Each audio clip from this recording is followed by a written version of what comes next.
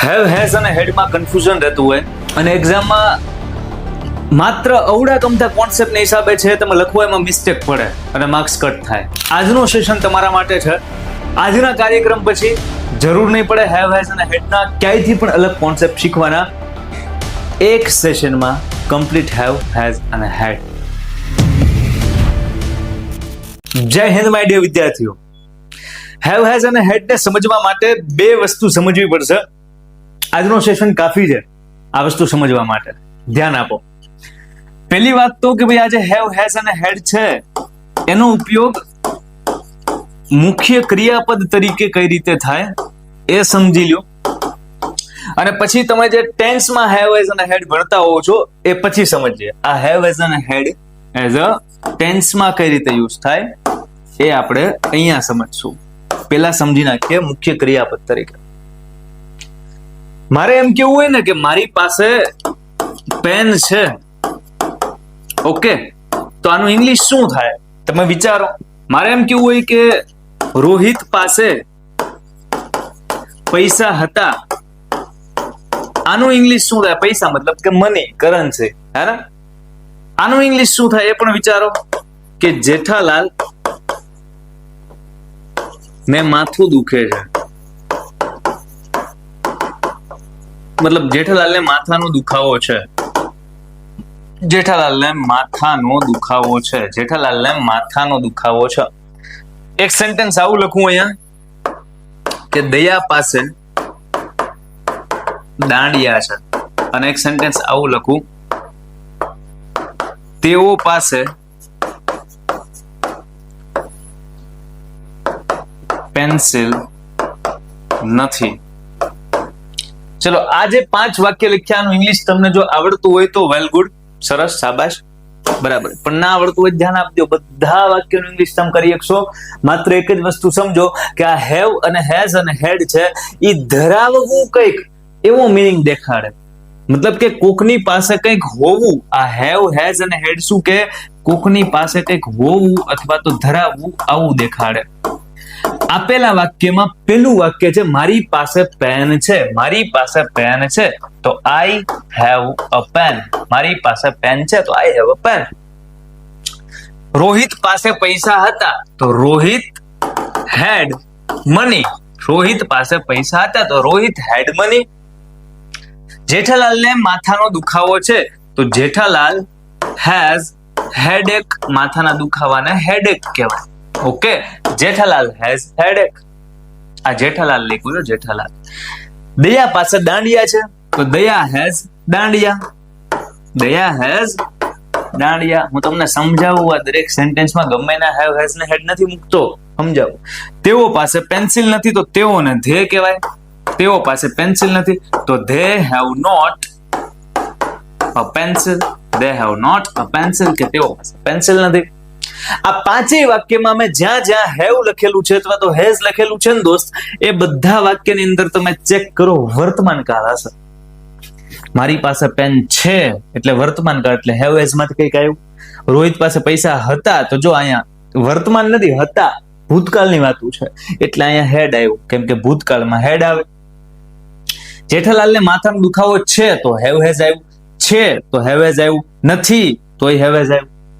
સમજાય? છે અથવા નથી મતલબ કે પ્રેઝન્ટ ટાઈમની તમે જ્યારે વાત કરતા હશો દોસ્ત ત્યારે તમારી પાસે બે ઓપ્શન છે, કાં તો હેવ અને કાં તો હેઝ. વર્તમાન કાળમાં આ બંને આવે. ઓકે, અને આ જે હેડ છે એ ક્યાં આવે તો કે એ આવે તમારા ભૂતકાળમાં. તો જ્યારે નહોતું કે એની પાસે પેલું ભૂતકાળનું જ્યારે તમે કહેતા હશો ને, જેમ કે અહીંયા જો જેઠાલાલને માથાનો દુખાવો છે, અહીંયા છે, અહીંયા આ બધું વર્તમાન છે એટલે હેવ હેઝ. અહીંયા પેન્સિલ નથી, વર્તમાન, હેવ હેઝ. પણ રોહિત પાસે પૈસા હતા સાહેબ, હતા નથી, વાપરી નાખ્યા. હતા તો હતા છે એટલે ભૂતકાળ, એટલે એક જ ઓપ્શન હેડ. પણ હેવ હેઝ માં બે ઓપ્શન છે, સિલેક્ટ કેમ કરવું? ક્યાં હેવ ને ક્યાં હેઝ સમજાવું. ધ્યાનથી સમજજો.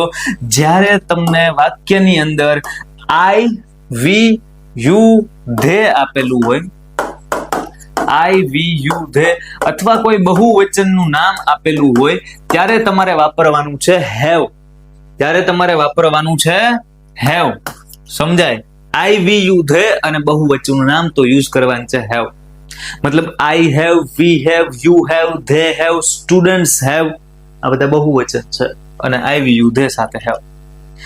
હેઝ ક્યાં? તો કે હેઝ આવશે હી, શી, ઇટ અને કોઈ એક વચનનું નામ હશે, જેમ કે રાઘવ છે, શ્યામ છે, Aniruddh sir has, he has, she has, it has. Clear? તો હેઝ ક્યાં આવશે? હી, શી, ઇટ અને એક વચનના નામમાં. હેવ ક્યાં આવશે? આઈ, વી, યુ, ધે અને બહુવચનના નામમાં. ઈઝી છે, કઈ માથાકૂટ જેવું હે નહીં, સરળ છે. વાતને સમજો. સાહેબ હેડ ક્યાં આવશે? હેડ બધે આવશે. આઈ હેડ, વી હેડ, યુ હેડ, ધે હેડ, શી હેડ, બધે. સ્ટુડન્ટ, ચાઇલ્ડ, ચિલ્ડ્રન, બધે હેડ. કેમ કે વર્તમાનમાં બે ઓપ્શન હતા તો આપણે વિચારતા હતા કે આઈ, વી, યુ, ધે બહુવચનમાં હેવ લખશું, ही शी इट एक वचन में हैज लखशुं. हेड में हमारे पास ऑप्शन ही किधर है? हेड तो एक ज छे भूतकाळ में, तो गમે वस्तु हशे हेड तो हेड छे. बराबर. હવે આ સેન્ટેન્સ માં તમે જોવો અને મને કયો સમજાય છે કે નહીં. આઈ હેવ, આઈ સાથે હેવ આવે ને. રોહિત એટલે છોકરાનું નામ એટલે હી શી ઇટ માંથી હી માં આવે તો હી હેઝ. પણ સાહેબ અહીંયા હેડ કેમ લખ્યું? તો કે પૈસા હતા, તો હતામાં તો એક જ ઓપ્શન છે ભૂતકાળમાં, હેડ. જેઠાલાલ ને માથાનો દુખાવો છે, વર્તમાન તો હેવ હેઝ. જેઠાલાલ છોકરો એટલે હેઝ, એક વચનનું નામ છે. દયા હેઝ, હી શી ઇટ માંથી શી માં આવે તો હી શી ઇટ માં તો હેઝ આવે. અને ધે તો હેવ આવે, કેમ કે આઈ, વી, યુ, ધે અને બહુવચન, આમાં હેવ આવે. વધી આગળ. અહીંયા સુધી જો વસ્તુ સમજાણી હોય તો આ બધામાં મારી પાસે કંઈક છે. મારે એમ કે આઈ હેવ અ પેન, મારે એમ કે આઈ હેવ અ બોટલ, કાંઈ પણ મારી પાસે છે એના માટે બોલીએ કે I have a pen, I have a bottle. પણ હવે મારી પાસે બોટલ નથી અને હું એમ બોલું મારી પાસે બોટલ હતી, મારી પાસે બોટલ હતી, તો I have a bottle, I had a bottle, I had a bottle, મારી પાસે બોટલ હતી. સમજાય? વાતને આગળ વધારીએ. આ સમજ્યા મુખ્ય ક્રિયાપદ તરીકે હેવ, હેઝ અને હેડ નો ઉપયોગ. હવે ટેન્સમાં જે હેવ, હેઝ ને હેડ આવે છે એકદમ ઈઝી. જો કોઈ પણ પૂર્ણ કાળ તમારે બનાવવો હોય ને દોસ્ત, તો એની અંદર તમે હેવ, હેઝ અથવા હેડ નો યુઝ કરી શકો. પૂર્ણ કાળ એમાં તે પૂર્ણ વર્તમાનમાં હેવ, હેઝ આવે, પૂર્ણ વર્તમાનની અંદર હેવ, હેઝ આવે, પૂર્ણ વર્તમાનની અંદર હેવ, હેઝ આવે. અને પૂર્ણ ભૂતની અંદર છે, મતલબ કે પૂર્ણ ભૂતકાળની અંદર છે, એ હેડ આવે. એકાદું સેન્ટેન્સ અહીંયા લખું, ધ્યાનથી સમજજો. કોઈ પણ વસ્તુ આપણે એમ લખવી છે કે ભાઈ I have completed my homework. આનું ગુજરાતી શું થાય વિચારો તો. I have completed my homework, મેં મારું ગૃહ કાર્ય પૂરું કરી લીધું છે. I have completed my homework. મારે એમ લખવું હોત ને કે મેં મારું ગૃહ કાર્ય પૂરું કરી લીધું હતું, તો હું લખે આઈ હેડ કમ્પ્લીટેડ માય હોમવર્ક, કે પૂરું કરી લીધું હતું. સમજાય? હજુ એકાદું સેન્ટેન્સ લખીએ. હું એમ કહું કે શી હેઝ, તો શી હેર તો હેઝ આવશે ને. પૂર્ણ વર્તમાન કાળ બનાવું છું, કઈક કામ પૂરું થઈ ગયું છે એને પૂર્ણ વર્તમાન કહેવાય. હું એમ કહું કે શી હેઝ ઈટન રોટી, એને રોટલી જમી લીધી છે.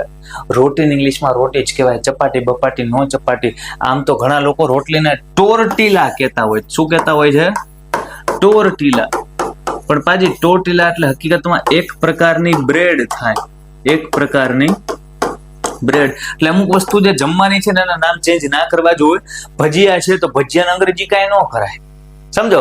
થેપલા છે તો કે યેલો ચપાટી, યેલો ટોરટીલા, નો યેલો ફેલો, થેપલા થેપલા. સમજો? એના ઇંગ્લિશ ગુલાબ જાંબુ, તો એનું કઈ તમે કરો રોજ નો કરાય. સમજો? નામ હમ નામ રખાય જમવાના વસ્તુના. શી હેઝ ઈટન રોટી, એને રોટલી જમી લીધી છે. શી હેઝ ઈટન રોટી. સમજાય? આનું ભૂતકાળ કરવું હોય કે એને રોટલી જમી લીધી હતી, તો શી હેડ ઈટન રોટી. સમજો? એક વસ્તુ હંમેશા યાદ રાખો, જ્યારે ટેન્સ ની અંદર હેવ, હેઝ અને હેડ નો તમે યુઝ કરો છો ત્યારે ઈ હેવ, હેઝ કે હેડ પછી ક્રિયાપદનું જે રૂપ આવે ને એ કયું આવે? V3. તમે ચેક કરો. આઈ હેવ કમ્પ્લીટેડ, તો હેવ, હેઝ કે હેડ પછી કમ્પ્લીટેડ આવ્યું. શી હેડ કે શી હેઝ ઈટન, તો આ ઈટન છે V3 છે, V3 છે, આ V3 છે. કેમ કે તમે V1 V2 અને V3 જ્યારે લખતા હોય ત્યારે કમ્પ્લીટના 3 રૂપો આમ થાય. કમ્પ્લીટ તમને આવડતા હોય તો વેલ ડન ભાઈ, બહુ સરસ. કમ્પ્લીટ અને ત્રીજો રૂપ છે એ કમ્પ્લીટેડ. તો આ જે કમ્પ્લીટેડ છે ને, આ જે કમ્પ્લીટેડ એ V3 જ છે. કેમ તો કે હેવ હેઝ અને હેડ પછી V3 જ આવે. એટલે તમે જુઓ આ V2 એમાંય કમ્પ્લીટેડ હતું અને V3 એમાંય કમ્પ્લીટેડ છે. આ કમ્પ્લીટેડ આ છે કે આ છે, તમે ઈ કહી શક્યા કે આ V3 જ છે, કેમ કે હેવ હેઝ કે હેડ પછી આવ્યું. સમજાય?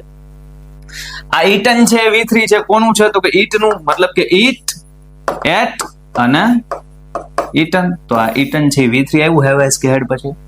સાહેબ, તો તમે આ સ્લાઇડમાં બે વસ્તુ સમજ્યા કે હેવ હેઝ કે હેડ પછી ઓલવેઝ V3 આવે. અને વાત નંબર બીજી શું, જે આપણે પેલા શીખ્યા કે કોઈ પણ પૂર્ણકાળ બનાવવો છે તો આઈ હેવ પછી V3, મતલબ પૂર્ણકાળ બનાવવો છે તો એમાં હેવ હેઝ કે હેડ આવશે અને પછી V3 જ આવશે.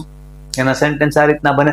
અહીંયા અમુક પ્રેક્ટિસના ક્વેશ્ચન ચેક કરીએ કે આનું ઇંગ્લિશ આપણને ફાવે કે નહીં. રાઘવ પાસે 3 ચોપડી હતી. રાઘવ એટલે તો રાઘવ, કાંઈક હોવું એટલે કે ધરાવવાનો ભાવ છે કે રાઘવ પાસે 3 ચોપડી હતી એટલે ભૂતકાળ એટલે કાંઈ ઓપ્શન નહીં, એક જ ઓપ્શન. રાઘવ હેડ શું 3 ચોપડી, તો અહીંયા શું લખાય 3 books.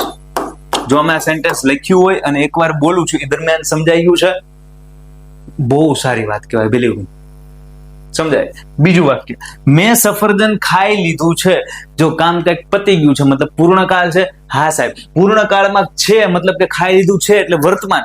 વર્તમાનમાં હેવ હેઝ. વિચારો, આઈ મેં સાથે, મેં એટલે આઈ ને, તો આઈ હેવ કે આઈ હેઝ? સાહેબ આઈ તો હેવ આવે, હેઝ ક્યાં આવે? હી શીટમાં આવે. તો આપણે લખ્યું આઈ હેવ. ખાઈ લેવાનું શું કહેવાય?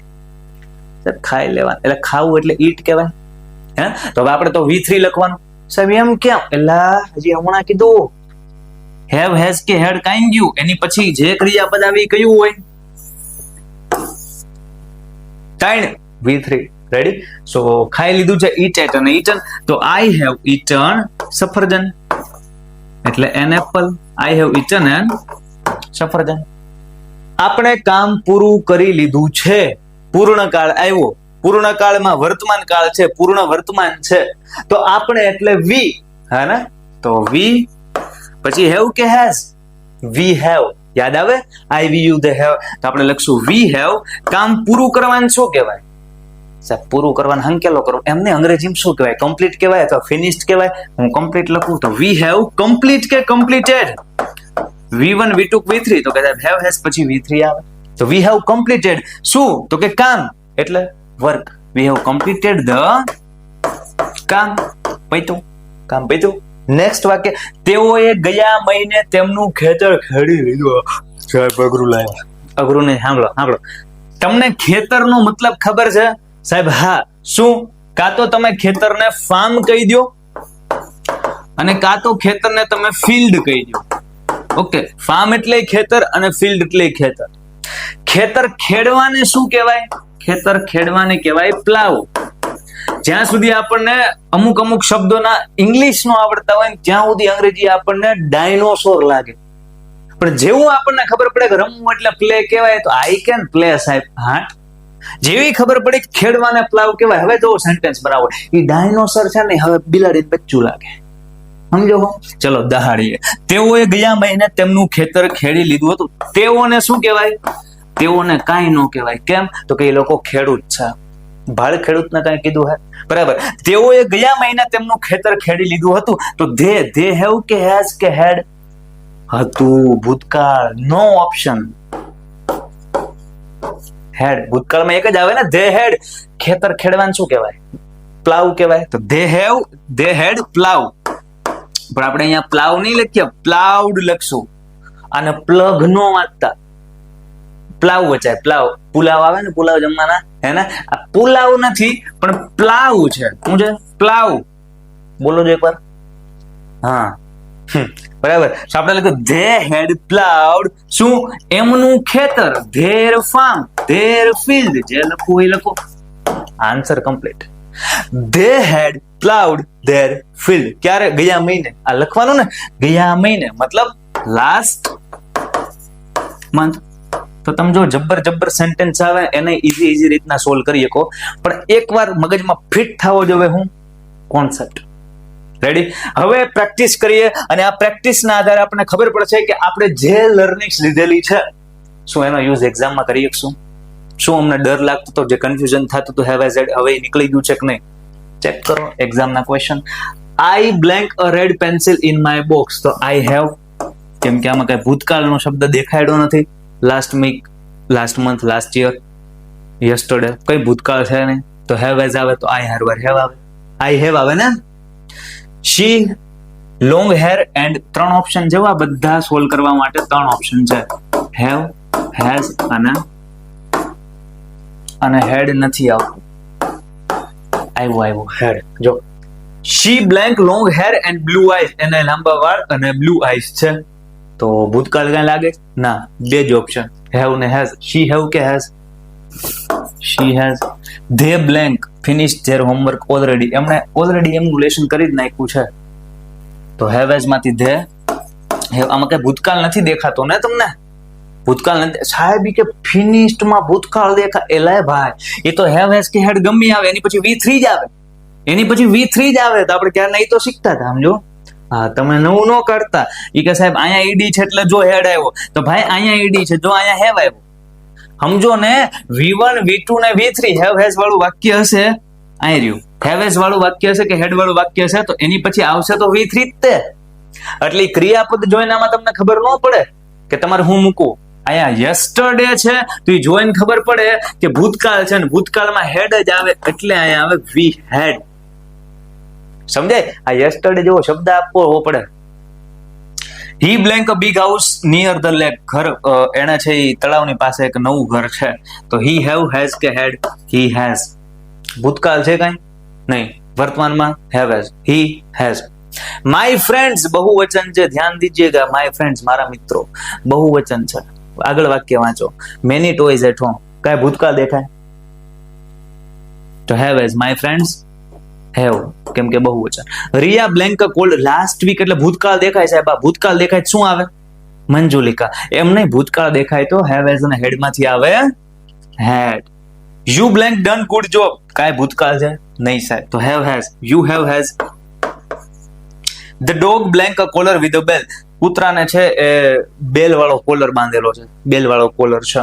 તો ધ ડોગ હેઝ, કેમ કે ડોગ હી શી ઈટ માંથી કેમ આવે? ઈટમાં આવે. ડોગ છે એ કેમ આવે? ઈટમાં આવે. We blank dinner before going to the movie. મૂવીમાં જાતા પહેલા અમે અમારું ડિનર છે એ કરીને. હવે વિચારો, we blank dinner before going to the movie. મૂવીમાં જાતા પહેલા અમે અમારું ડિનર છે આપણે મતલબ મૂવીમાં વ્યા ગયા છીએ, અથવા તો પછીથી ના કઈક વાત કરીએ કે મૂવીમાં ગયા ને પેલા અમે ડિનર કરી લીધું હતું. આપણે આમ બોલીએ ને, આમાં કઈ યસ્ટરડે કે લાસ્ટ વીક કેવો ભૂતકાળનો શબ્દ છે નહીં, પણ આ વાક્યમાં એક શબ્દ છે. હા, કદાચ ખબર પડે તો બિફોર એટલે પહેલા થાય, હે ને? તો પહેલા એટલે વર્તમાન કે ભૂત? બિફોર એટલે ભૂત થાય. તો યસ, બિફોર નામના શબ્દે હિન્ટ આપી કે ભાઈ કાંઈ વિચારમાં તું લખી નાખ હેડ. ક્લિયર થાય? તો આ દમ છે કોન્સેપ્ટમાં, આ દમ છે પદ્ધતિથી ઇંગ્લિશને સમજવામાં. એટલે આમાં પાકું ન કરવું પડે તમારે કે ક્યાં હેવ ક્યાં ઈઝી. રેડી? જો કોન્ફિડન્સ બિલ્ડઅપ થયો હોય દેન આ 5 ક્વેશ્ચન તમારા માટે છે, સેલ્ફ પ્રેક્ટિસ માટે છે. વિડીયો પોઝ કરો અને કમેન્ટ કરો, એક પ્રશ્ન રીડ કરો. પહેલાનો આન્સર આ સાહેબ, બીજાનો આ, ત્રીજાનો આ, ચોથાનો આ, પાંચમાના. તમારી કમેન્ટ છે ને હું પર્સનલી રીડ કરતો હોઉં છું, જેથી મને ખ્યાલ આવે કે આખા સેશનમાં જે તમને લેસન્સ આપવામાં આવેલા છે, જે લર્નિંગ્સ તમે લીધેલી છે, એનો યુઝ કરી અને ક્વેશ્ચન સોલ્વ કરી શકો છો કે કેમ. બાકી આવા વિડીયો છે ચેનલમાં આવતા રહે છે. તમારે સરસ મજાનું ઇંગ્લિશ કડકડાટ બોલવું હોય, વાંચવું હોય, સમજવું હોય, મતલબ સ્ટ્રોંગ બનાવવું હોય, કોન્ફિડન્સ લાવવું હોય, then you can subscribe this channel and hit the notification bell. તમે ઓન કરી શકો છો કે જેથી ડેઈલી તમને અપડેટ્સ મળતી રહે. આ ચેનલમાં સ્પોકન ઇંગ્લિશના સેશન્સ આવે છે, લાઈવ સ્પોકન ઇંગ્લિશની પ્રેક્ટિસ કરવામાં આવે છે, ગ્રામરના સેશન્સ પણ આવતા હોય છે, અને આવા નવા ડાયરામાં મળતા રહીશું. આજનો કાર્યક્રમ અહીંયા સુધી રાખીએ. જય હિન્દ, જય ભારત.